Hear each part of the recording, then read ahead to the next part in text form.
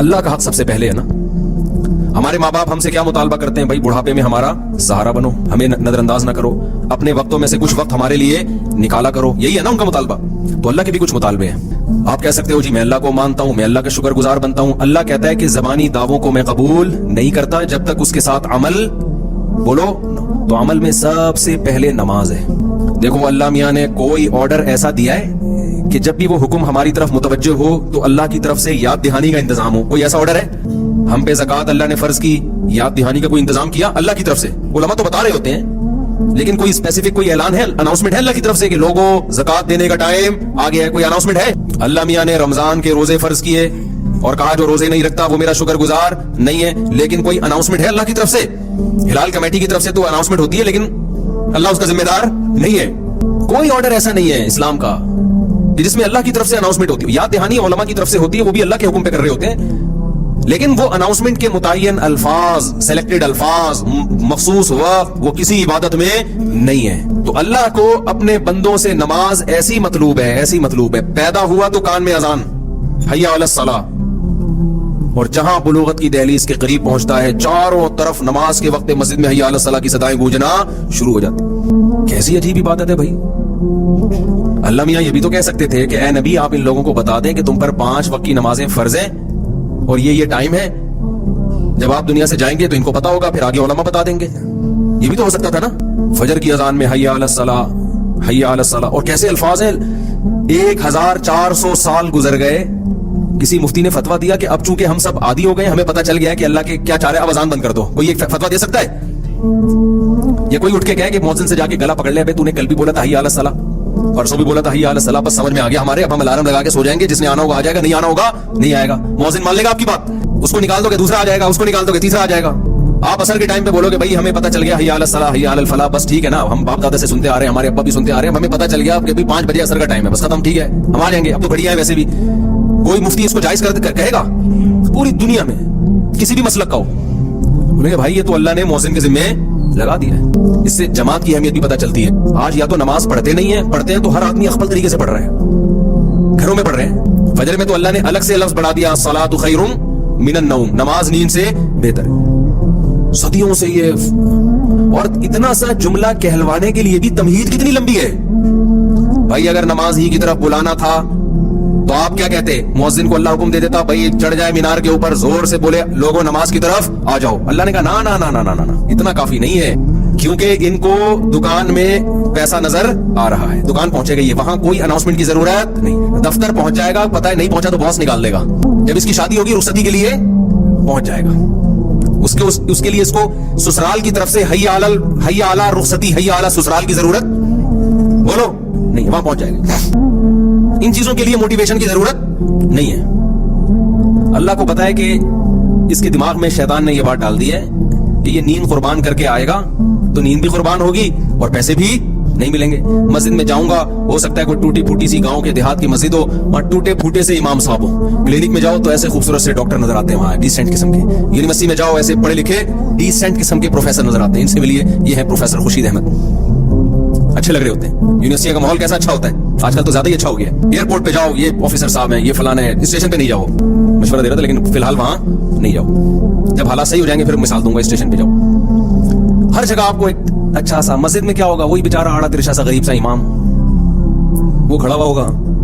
آپ کو یہ کہ یار میں 21ویں گریڈ کا آفیسر ہوں, اس کو اپنا باپ بنا کے آگے کھڑے کروں اور اس کے پیچھے میں ہاتھ مانگ کے کھڑا ہو جاؤں, اور کیا کرے گا یہ؟ وہی فجر میں چند صورتیں پڑھے گا, پھر رکوع, پھر سجدہ, اور سلام پھیرو اور گھر چلے جاؤ. تو یہ کیا ہوا ہے, اس میں کیا ہے, کیا ملا مجھے اس سے؟ ظہر کے وقت میں تو بزنس کا ٹائم ہوتا ہے, عصر کے وقت میں تو دکان پہ اور زیادہ رش ہوتا ہے, اس کو بند کر کے مسجد میں جانا. تو اس لیے اللہ نے کیا حکم دیا, مؤذن کو کہا کہ خالی حی علی الصلاۃ سے کام نہیں چلے گا. پہلے ان کو بتاؤ اللہ اکبر, اللہ سب سے بڑا ہے. یہ جو تو نے جس کو بڑا بنا لیا ہے نا, ابھی مرے گا تو پتہ چل جائے گا تھوڑے دنوں میں. تجھے ہم نے بنایا حیض کے گندے خون سے, ناپاک خون سے, اور بنا کے انسان بنایا, تو کیا سمجھ رہا ہے ایسے ہی بنا رہے گا؟ ابھی مرے گا, کیڑے کھائیں گے دوبارہ جا کے. ویسے ہی ہونے والا ہے جیسا جہاں سے ہم نے اسٹارٹ لیا تھا نا, تھوڑے دنوں میں ویسے ہی ہو جائے گا. تکبر زیب نہیں دیتا. علماء کا اس پر اتفاق ہے کہ جو شخص نماز نہیں پڑھتا وہ متکبر ہے. تبھی تو حدیث میں آتا ہے فرعون کے ساتھ حشر ہوگا تکبر کی وجہ سے, کہ اللہ کی دعوت پر لبیک نہیں کہہ رہا, اتنا اپنے آپ کو فنٹر سمجھتا ہے. مؤذن کہہ رہا ہے حی علی الصلاۃ اور کہہ رہا ہے میرے پاس ٹائم نہیں ہے. بعض لوگ تو یہاں تک کہتے ہیں نماز وہ پڑھے جو فارغ ہو, معاذ اللہ. रोजा वो रखे माज़अल्लाह जिसके पास खाने के पैसे ना हो। यहां तक फिरौनियत बढ़ती है इंसान की। तो अल्लाह मियां ने क्या अनाउंसमेंट करवाई, अल्लाहु अकबर, अल्लाह सबसे बड़ा, फिर अल्लाहु अकबर, अल्लाह सबसे बड़ा, अशहदु अल्ला इलाहा इल्लल्लाह, उस अल्लाह के सिवा इबादत के लायक कोई भी नहीं। फिर अशहदु अन्ना मुहम्मद रसूलुल्लाह में क्यों, अल्लाह को तो और भी बहुत से लोग मानते हैं, नमाज को नहीं मानते। हम तो भाई अल्लाह के मैसेंजर मोहम्मद सल्लल्लाहु अलैहि वसल्लम को मानते हैं। अशहदु अन्ना मुहम्मद रसूलुल्लाह का मतलब क्या है कि मैसेंजर ऑफ गॉड है वो, तो उनका मैसेज है कि नमाज कायम करो, और ये उनका नहीं है, ये किसका है, ये अल्लाह का है। इसलिए उनकी वो याद दहानी के लिए अनाउंसमेंट हुई। इतनी लंबी तमहीद के बाद ये नारा लगाया जाता है, हय्या अलस सलाह, हय्या अलस सलाह। फौरन शैतान हमला करता है कि ठीक है, अल्लाह को भी मान लिया, अल्लाह के रसूल को भी मान लिया, अल्लाह की किबरियाई भी मान ली, लेकिन तकलीफ तो हो रही है ना जाते हुए, मिलेगा क्या? इंसान को जब तक उसका कोई मफाद ना हो ना, उसको मोटिवेशन नहीं मिलती। तो बताया हय्या अलल फलाह, थोड़ी कामयाबी नहीं, बहुत बड़ी कामयाबी है। खुदा की कसम, इतना तो आपके बॉस की तरफ से अगर ऑर्डर आता ना, तो आप आधा घंटा पहले पहुंच जाते।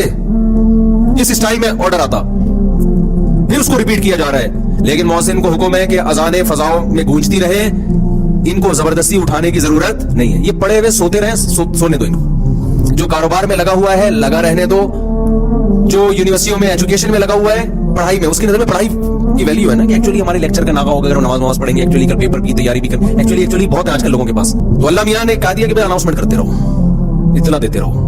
मैं इस पर हुज्जत को तमाम करूंगा जब ये हिसाब व किताब के लिए मेरे सामने आके खड़ा होगा। मैं कहूंगा एक दफा तो इसका असर होता, 2 दफा 3 दफा इतना किसी को समझाया जाए तो कभी ना कभी तो उसके दिल के पर्दे में बात घुसती है ना। किसी को मैंने 50 साल दिए, किसी को 60 साल दिए समझने के लिए। तू क्या समझता था ये मौज़िन बेवकूफ है जो 5 टाइम अज़ानें दे रहा है खड़े होकर?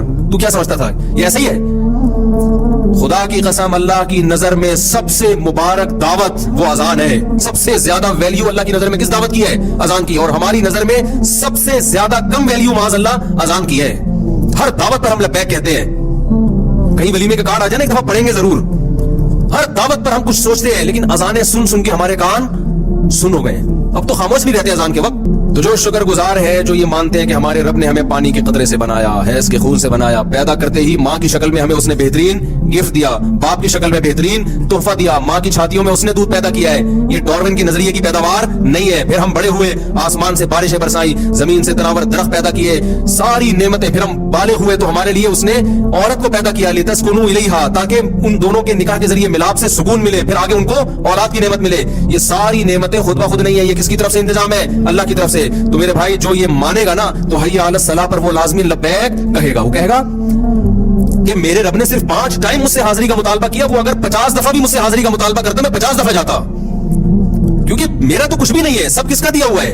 अल्लाह का दिया हुआ है। वो तो 50 दफा भी कहते तो हम 50 दफा आते।